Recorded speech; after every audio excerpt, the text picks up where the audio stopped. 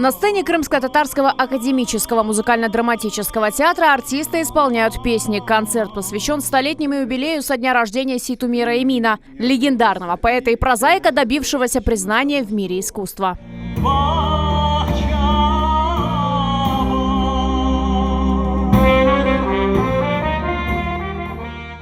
Концертная программа поделена на блоки. Каждый отражает страницы из жизни нашего земляка. Великая Отечественная война, насильственное выселение, участие в национальном движении и возвращение на родную землю. О его жизни и творчестве рассказывают и в фильме телеканала «Милет» «Фойе», на выставке авторские сборники и публикации знаменитого крымского татарина.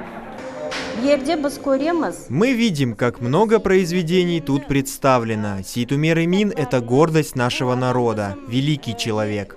Ситумир Эмин родился в Крыму в 1921 году в селе Албат, ныне Куйбышево Бахчисарайского района. После школы работает в редакции газеты. В 1941-м добровольцем идет на фронт, защищает Севастополь. Эти события находят свое отражение в произведении Дена Све-Ана «Море и мама». Прошел всю войну, дважды ранен. Несмотря на второе тяжелейшее ранение, настоял на то, чтобы его опять-таки поставили в строй. Был участником партизанского движения активно, награжден многими орденами, медалями.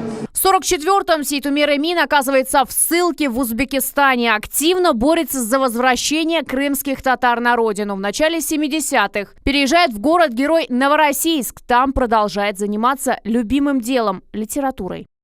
Его творчество – яркий пример дружбы народов и литератур. Поэт успешно писал на двух языках – крымско-татарском и русском. Среди сотен произведений сложно определить самое, но одно из известных – «Сен Улмасан, не будь тебя». Стихотворение посвящено народу, который так горячо любил поэт, не представлял без него творчества, жизни и родины. В 2001 году одноименный сборник удостоен государственной премии. Литературное наследие Ситумира Эмина – это более 20 сборников проза и поэзия, которая пропитана любовью к своему народу и своей земле.